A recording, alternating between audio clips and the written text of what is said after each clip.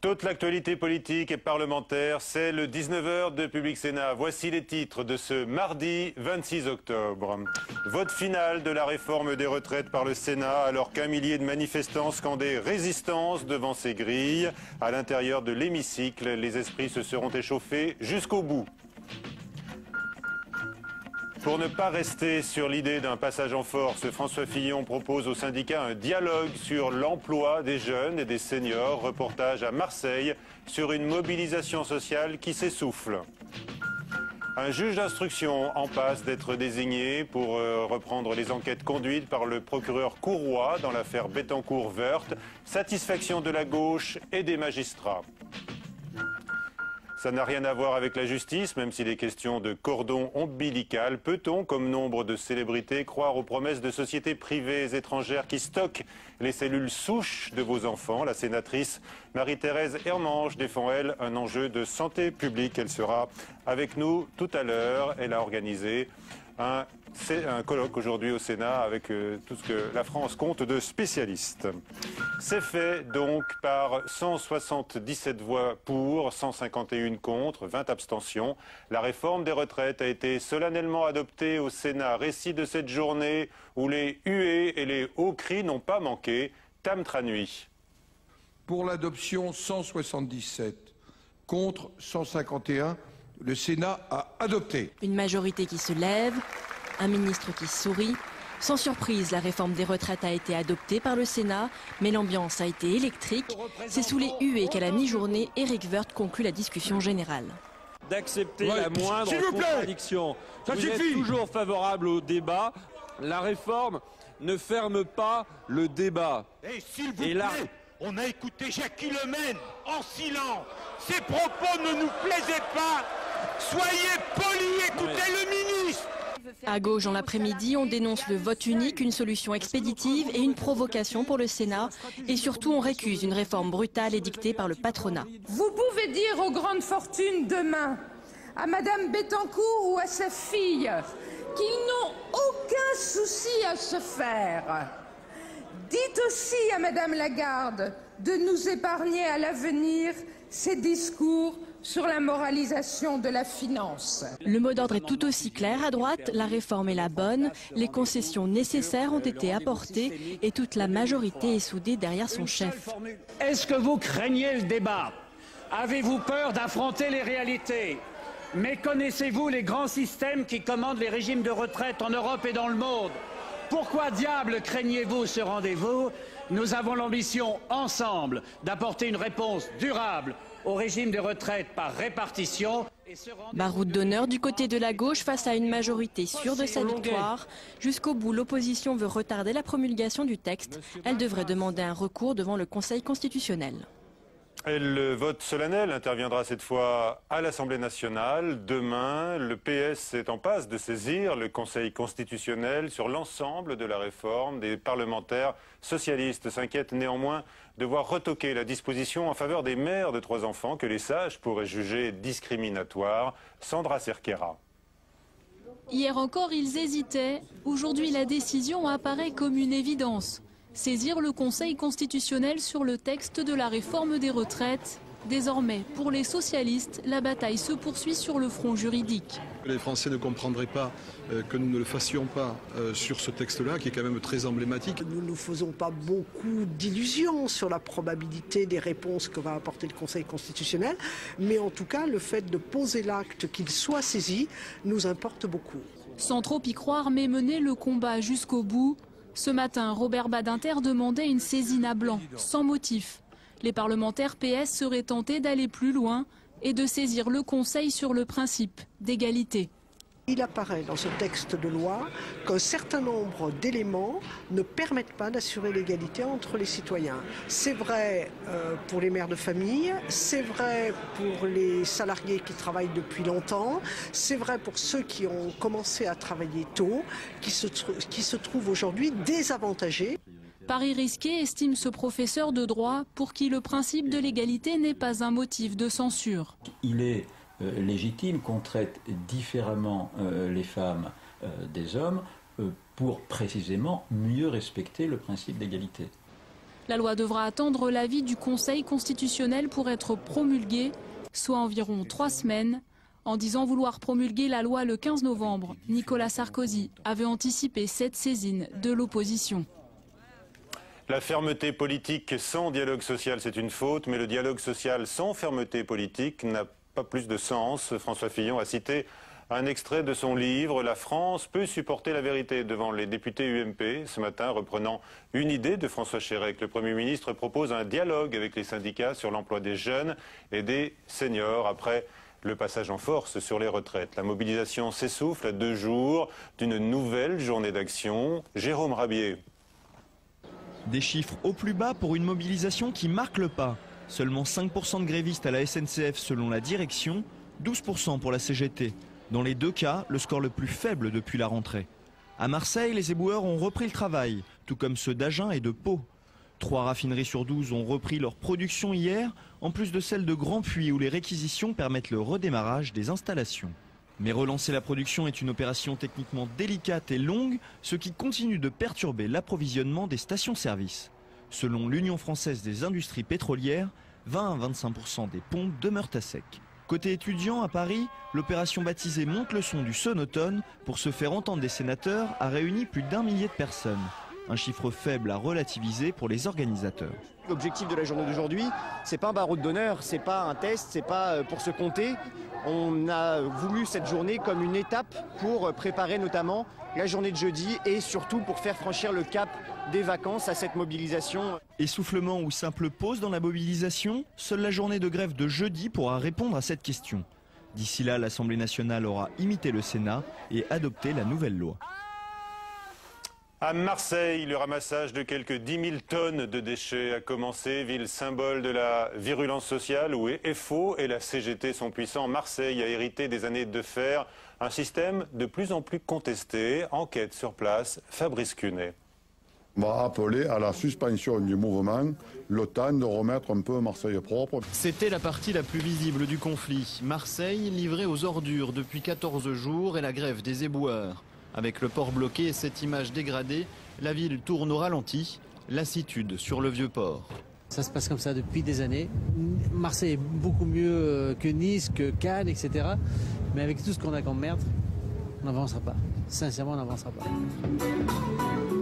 À Marseille, les conflits prennent toujours une résonance particulière. Ici, plus qu'ailleurs, les syndicats arrivent à mobiliser. Démonstration encore ce lundi matin sous les fenêtres du maire. Il y a un taux de syndicalisation supérieur à Marseille, toutes les organisations confondues, que sur le plan national. Même si ça reste très faible, on se contenterait de mieux. Mais cela dit, la CGT, il y a un certain nombre de forces et dans un certain nombre d'entreprises. Si la CGT est effectivement majoritaire sur le port, dans les raffineries ou plus généralement dans le secteur privé, Force ouvrière de son côté tient le public. Les partis de gauche en seraient presque réduits au rôle de spectateurs. Il y a effectivement une tradition de lutte extrêmement forte. Je ne sais pas si on peut dire qu'elle tienne le port ou qu'elle tienne les collectivités, mais je pense qu'effectivement, il y a une tradition de lutte ici qui est bien installée. La lutte, le patron des patrons marseillais connaît aussi. Il a engagé un bras de fer avec les syndicats, à coups de pages de pub ou de collectifs. Voilà. Le collectif touche pas à mon port. Et en fait, depuis le 11 septembre, on a fait 10 829 inscrits. Pour Jean-Luc Chauvin, Marseille est d'abord victime d'une lutte d'influence vieille de plus de 60 ans. Il y a des bastions depuis 1945 avec des accords syndicaux qui font qu'ils se sont partagés les schémas. Ces enjeux entre syndicats sont en train de se revoir et donc il y a des frictions entre eux pour savoir qui aura le pouvoir. Chez les deux principaux syndicats, on reconnaît que chacun a son précaré. Mais pour ce qui est de la lutte d'influence, on botte en touche. Façon plus belle la vie. Marseille a toujours été à l'avant-garde de la contestation. D'ailleurs, il y a quand même une histoire qui n'est pas marseillaise, celle-là. C'est que quand on a construit des fortifications à Marseille, on ne les a pas faites pour se protéger de l'envahisseur, elles ont été faites pour se protéger des Marseillais. Depuis ce matin, les camions-bennes ont donc repris leur balai dans les rues de la ville. Mais il faudra des jours pour que Marseille retrouve son image de carte postale. Les syndicats, eux, veulent croire qu'elle va surtout garder son rôle principal dans la contestation sociale. Et pendant la diffusion de ce reportage de Fabrice Cunet, j'observais les visages de nos deux invités à suivre, plutôt satisfaits d'Éric Aubin, le monsieur retraite de la CGT, et assez consterné de Dominique Leclerc, qui a été le rapporteur de ce projet de loi voté aujourd'hui. On reprend ce sujet, bien sûr, dans un instant. Un parallèle hasardeux du président des jeunes UMP, Benjamin Lancard, qui a jugé utile sur son blog de citer le résistant communiste Guy Môquet, fusillé à 17 ans, en appui de son engagement en faveur de la réforme des retraites. La jeunesse de 2010 s'engage comme celle de 1940, écrit Benjamin Lancard, indignation des jeunes socialistes qu'il accuse de souiller l'histoire de France.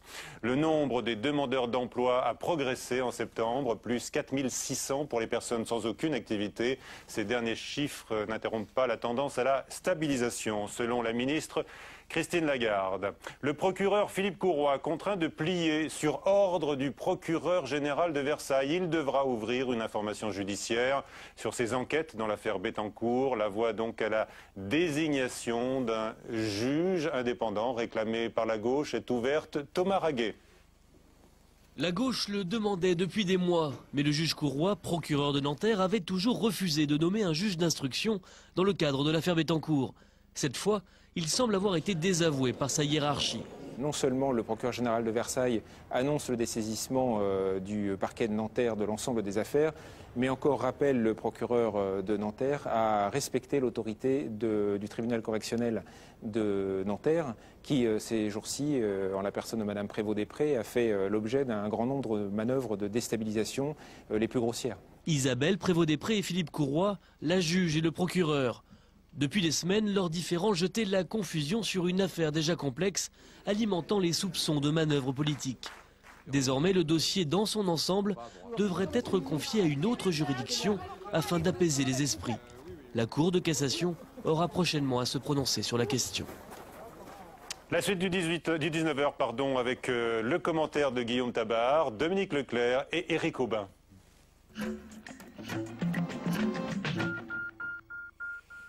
Bonsoir à tous. Dominique Leclerc, est-ce que vous êtes soulagé ce soir? C'est le moins que l'on puisse dire. Oui. Soulagé parce que le parcours a été long, plus de 3 semaines de séance, c'est rare et c'est quand même une belle épreuve. Éric Aubin, est-ce que vous êtes encore déterminé? Mais non seulement nous sommes déterminés, mais je crois que les salariés sont déterminés. C'est eux qui décident au jour le jour dans les assemblées générales de la poursuite de l'action.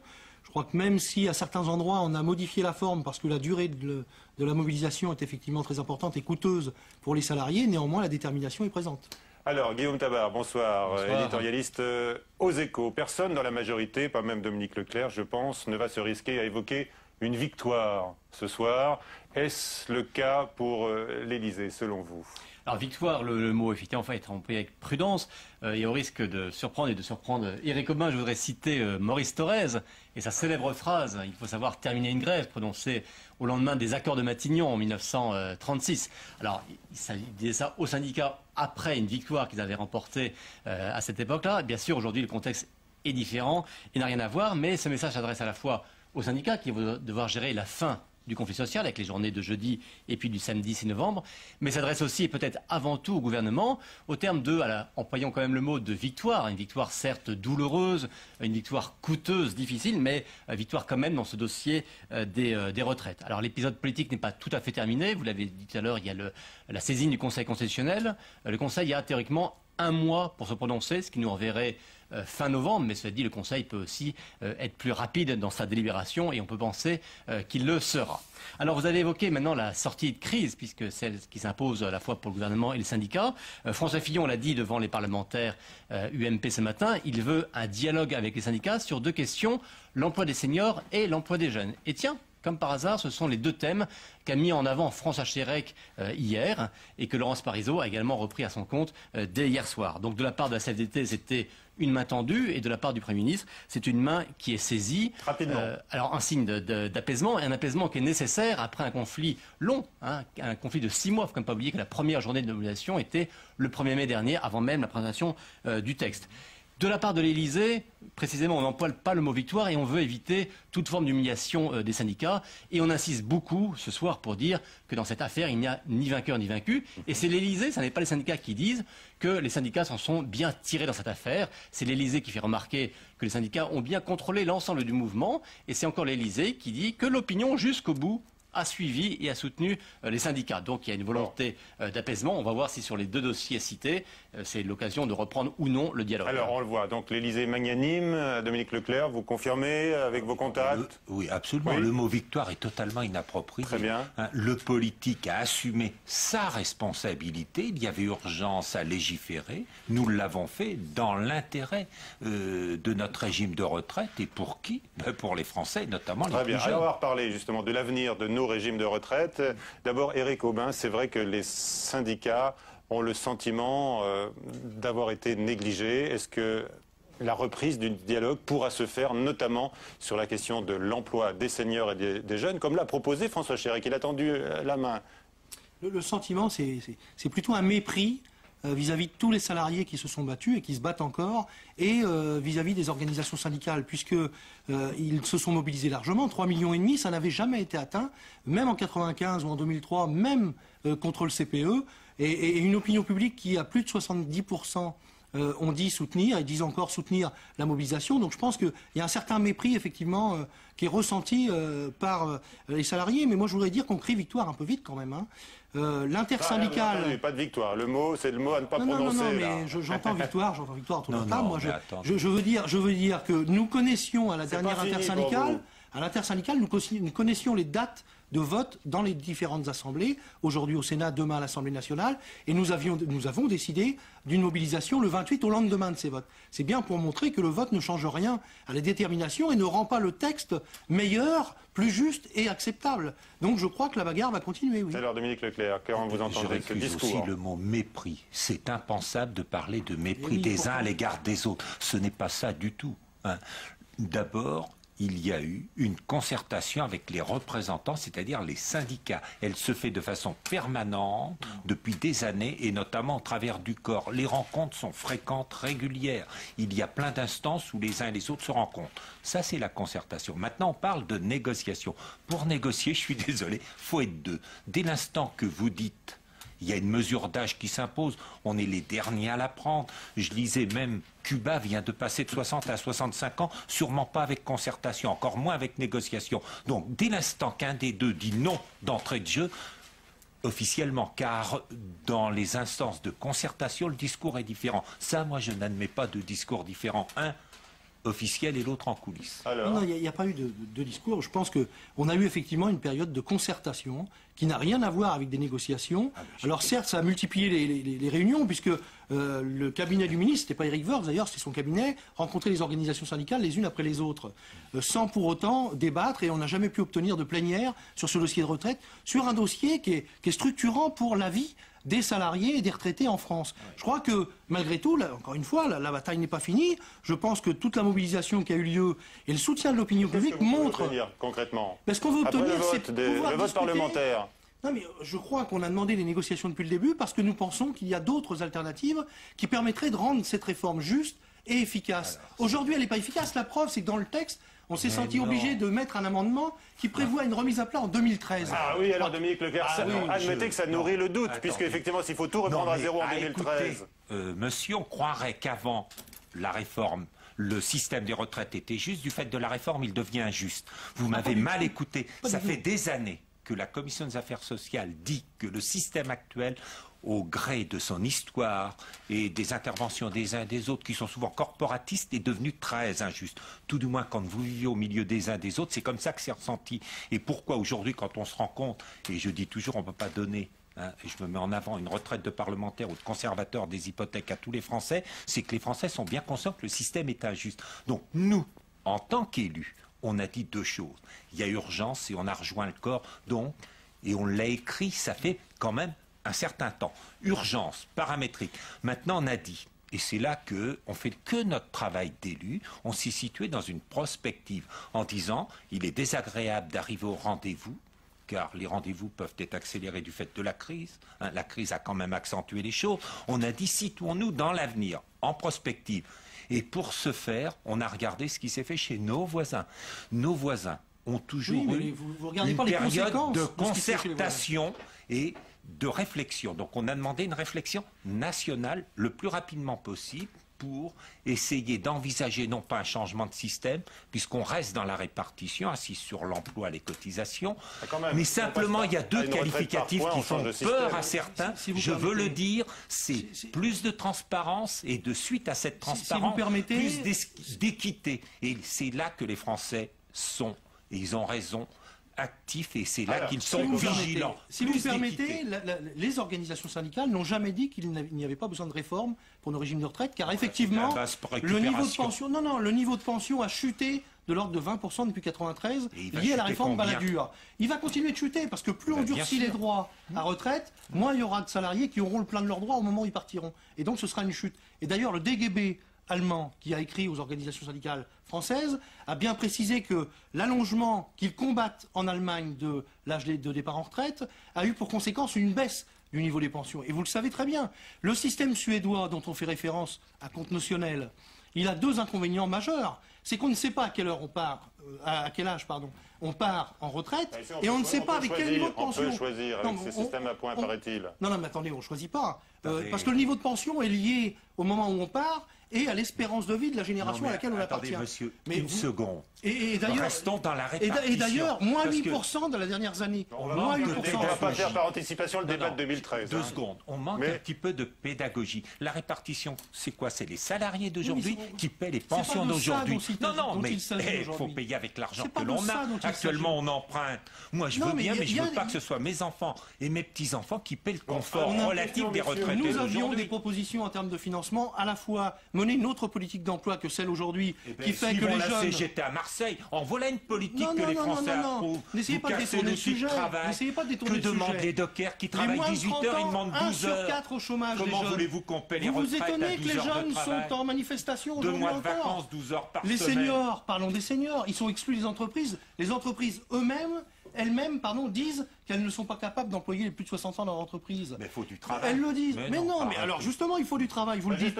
Ça va coûter cher à Pôle emploi, oui, effectivement. De l'impact de cette réforme sur l'emploi, selon l'économiste Philippe Askenazi, c'était ce matin dans les Échos, la réforme entraînera... C'est ça l'essentiel, c'est l'emploi. Alors justement, selon lui, la réforme entraînera une hausse probable du chômage des jeunes et des seniors à moyen terme. En raison du fait de la rapidité de la réforme. C'est pas une évident. Hausse de la... Pourquoi on a demandé d'être attentif 2 secondes à un meilleur emploi des jeunes? Pourquoi les jeunes rentrent si tard en France dans le monde du travail? Personne ne s'inquiète de l'éducation. On a des formations qui ne sont pas en adéquation avec le monde du travail. Tout le monde est indifférent. 150 000 jeunes qui sortent sans qualification du monde de l'éducation. Donc il y a quand même un vaste débat et il ne concerne pas que les centrales syndicales et les parlementaires, il concerne tous les Français, mais il faudrait l'aborder ce débat. Ce qu'on en pense. Dernier mot, non mais c'est qu'on focalise l'emploi sur les 30-50 ans pour conserver la productivité horaire la meilleure au monde. Arrête de casser l'emploi, comme vous le faites à Marseille, comme vous le faites dans plein d'autres endroits. Et permettre des meilleures conditions de travail pour les salariés.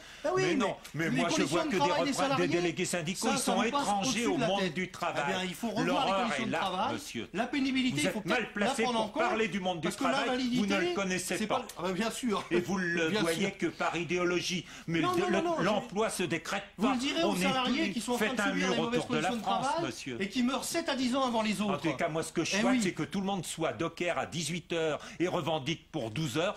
Je souhaite que tout le monde ait une retraite de conservateur des hypothèques. Que l'emploi aujourd'hui est le principal problème qui fait le déficit de nos régimes de retraite. N'importe quoi, la démagogie, on en crève. Mais c'est pas de la démagogie, messieurs, on s'arrête là. Question du nouvelops.com. Pensez-vous que Nicolas Sarkozy a enregistré une victoire avec cette réforme votée aujourd'hui au Sénat, demain à l'Assemblée nationale? On regarde les résultats. Non, 76%. Oui, 21%. Bernard Thibault a déposé plainte pour des pneus crevés devant chez lui. Vous êtes au courant, Éric Aubin?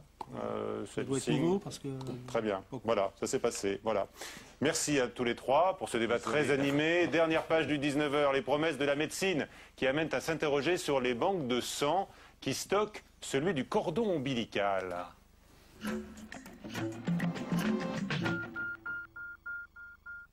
3 questions à suivre.